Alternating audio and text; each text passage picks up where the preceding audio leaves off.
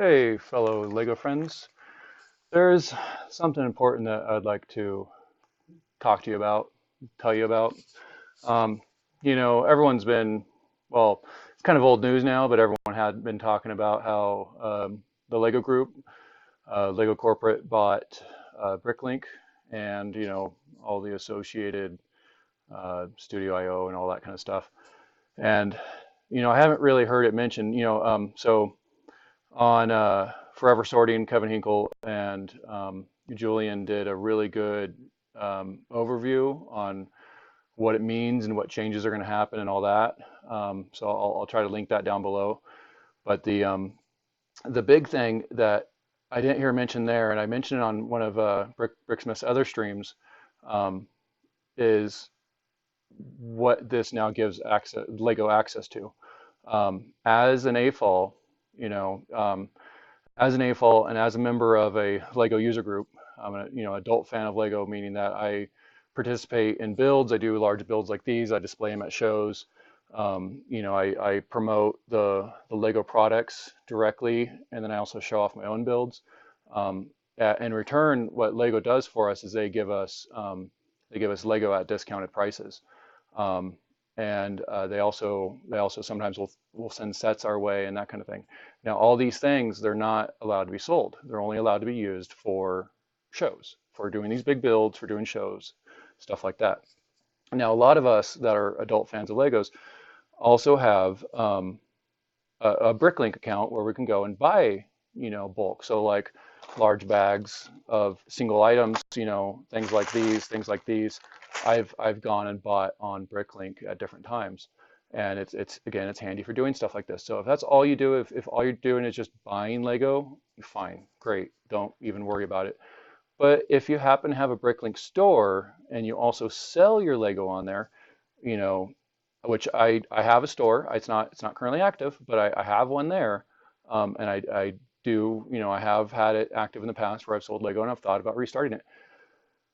You know what this means is that Lego now knows they know your email address that's associated with your Lego VIP card. They know your email address that you registered as a lug, and with your lug, and then that way when you do lug bulk, you have to submit your email address. And so they know that email address for lug bulk. And then now they know your bricklink.com email address. And if those three email addresses match, they can very easily say, hey, you're taking your lug bulk and you're selling it on Bricklink. Now, you might not be doing that. You shouldn't be doing that. I don't do that. Even if I did have a Bricklink store, I wouldn't sell my lug bulk there. I like to follow the rules. And I'm not saying that, you're not following the rules, and I'm sure there are some people out there that aren't following the rules, but Lego doesn't care. They're going to say, hey, you're taking your lug bulk. You've registered, let's say, Ken at marlobricks.com. You've registered that email address on both your lug bulk purchase and on your Bricklink account. And so now, it's like, well, you're selling your lug bulk. So we're going to delete your Bricklink. We're going to not let you buy lug bulk anymore in the future. We're going to take that away from you. And it's, you know, there's nothing you can do about it. They are, I mean, in this case, they're God. They're the system admin. They're not going to ask you. You're not going to have a chance to, for a trial or anything else. They're just going to do it. And so, what I've always done from the start is, and I do it to combat spam on my email, is every single website I go to for the most part has a unique email address. I own my own domain, my own .com, let's say marlobricks.com, and every single website I go to is bricklink at marlobricks.com or lego at marlobricks.com or whatever I want it to be. And so those three entities for me are totally separate and they're totally separate emails.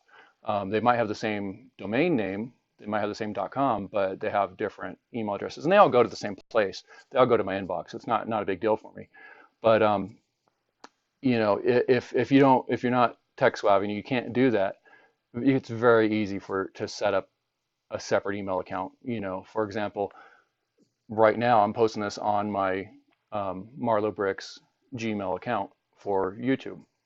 And so everything I do for social media for Lego goes through that Gmail.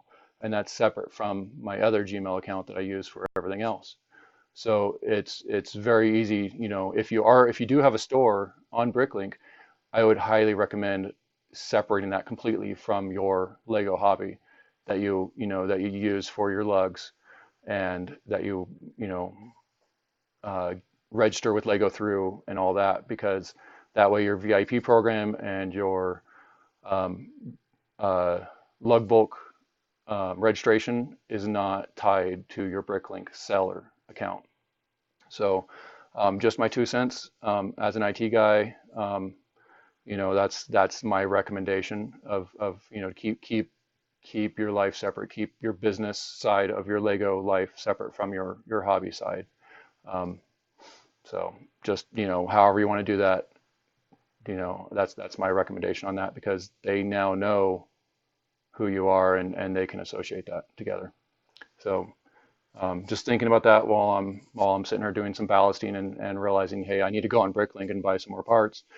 And it keeps popping in my head ever since I heard about it that, nobody's mentioned this. So, like I said, I'll post the other video down below. There's a lot of other discussion about Bricklink. Kevin gives a lot of good insight as a previous Lego Group corporate employee. Um, and I'm sure there's a lot of other great videos out there. So do a little research on it and learn about it. And don't be surprised if there's changes down the road. All right. Well, happy building, everyone.